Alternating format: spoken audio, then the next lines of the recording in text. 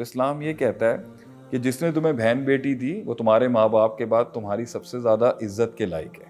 It will go in the same way as well. اور لفظ یہ کہا جاتا ہے کہ اگر وہ ہیلپ آؤٹ کرتی ہے یا سرو کرتی ہے، یہ احسان ہے اس کا.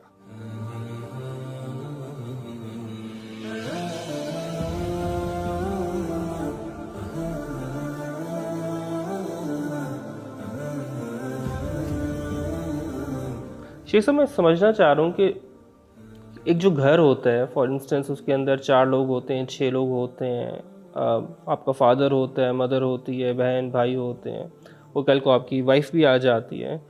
سو ان سب ریلیشن شپس کی آپ کی طرف اور آپ کی ان کی طرف کیا ذمہ داریاں ہوتی ہیں، اور اسپیشلی جب بیگم آ جاتی ہے، آپ کی وائف آ جاتی ہے، تو اس کی کیا ذمہ داری ہوتی ہے؟ کیونکہ انیشیل ڈیز جو تھے اسلام کے، جب اسلام عروج پہ تھا، تو ہاؤس کے اندر جو ڈائنامکس ہیں وہ سیم تو نہیں ہوتے تھے جس طرح سے آج ہوتے ہیں یا آج پاکستان میں ہیں.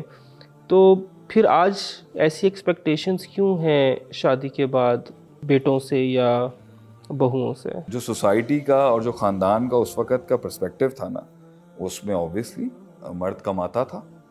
ہی was the bread earner of the society. وہی جاتا تھا باہر، وہی میجرلی جو میجر اسٹیک ہولڈرس تھے وہ یہی تھا.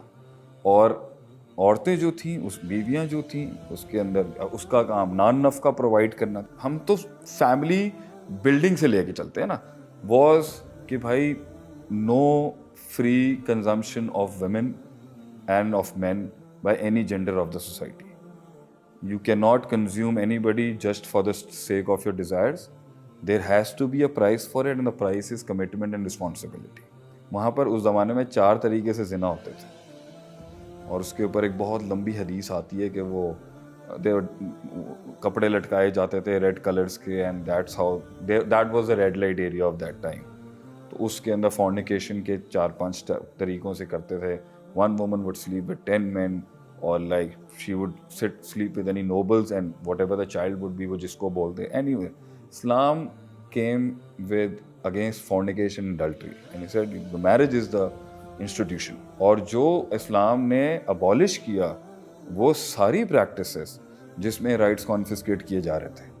جیسے یہودیوں کے ہاں مینسوریشنز کے درمیان عورت کو بالکل آئسولیٹ کر دیا جاتا تھا، اور بیدنگ بھی الاؤڈ نہیں تھی. اسلام نے ابالش کیا اس کو کہ that husband and wife can come together even physically, but the other thing doesn't need to take place. باقی وہ ایک دوسرے کے ساتھ جتنا چاہیں وہ کڈل کریں، وہ کچھ بھی کریں. تو یہ ابالش کیا ان کا سسٹم.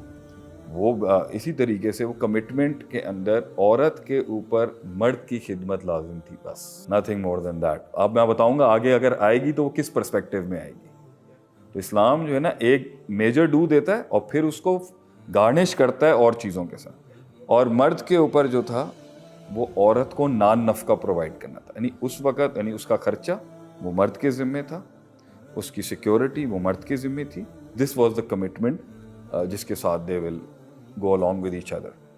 اب اس کے اندر if ہسبینڈ کے فیملی کی کیئر ٹیکنگ آتی ہے تو وہ مینڈیٹری نہیں تھی. ریلیجیسلی کبھی بھی کوئی جرت بھی نہیں کر سکتا یہ مینڈیٹ دینے کا کہ اس پہ لازم ہے.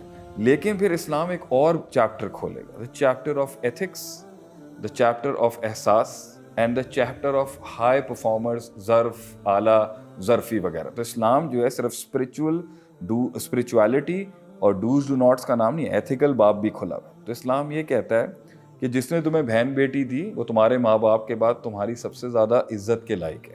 اور جس نے تو اور عورت کو کیا کہتے، it will go in the same way as well. اور لفظ یہ کہا جاتا ہے کہ اگر وہ ہیلپ آؤٹ کرتی ہے یا سرو کرتی ہے، یہ احسان ہے اس کا. تو انکریج کرنے کے لیے اس کو ٹائٹل اچھا دے دیا، ٹھیک ہے. ڈسکریج کے لفظ اس لیے نہیں بولے کیونکہ مس یوز ہونا تھا. اور کلچر کو یہاں پہ لے کے آئے، عرف جسے ہم کہتے ہیں. اسلام از قرآن اینڈ سننا، مگر اسلام کے اپنے اندر مختلف انسٹیٹیوشنز ہیں پرابلم سالو کرنے کی. تو کلچر ٹوٹلی آؤٹ نہیں ہو جاتا. تو اب کلچر کے اندر خدمت، میں ویسے ہی آپ کے گھر آؤں یا آپ میرے گھر ہیں اور میرے گھر والے آپ کو پوچھیں ہی نہیں، تو یہ تو کلچرلی بھی ایکسیپٹیبل نہیں ہے. تو اس کو ایک ایڈیشنل بونس لگا کے رکھا ہے. اگر اس کو کوئی مینڈیٹری بنا کے کانفلکٹ میں جائے گا تو شی is not committing a sun.